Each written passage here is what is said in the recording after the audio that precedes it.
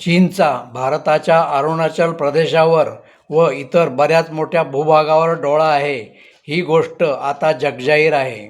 पेंटागनने तसा इशारा देण्याची गरजच नाही.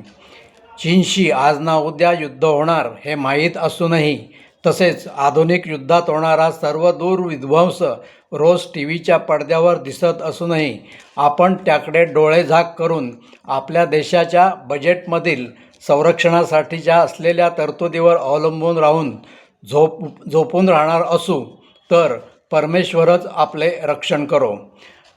वन स्टिच सेव्हज नाईन या म्हणीप्रमाणे 2 सोप्या व सहज उपाययोजना अंमलात आणण्यासाठी आपण जर काहीच हालचाल केली नाही तर होनी को कौन टाल सकता है असे म्हणण्याशिवाय गत्यंतर नाही. जय हिंद.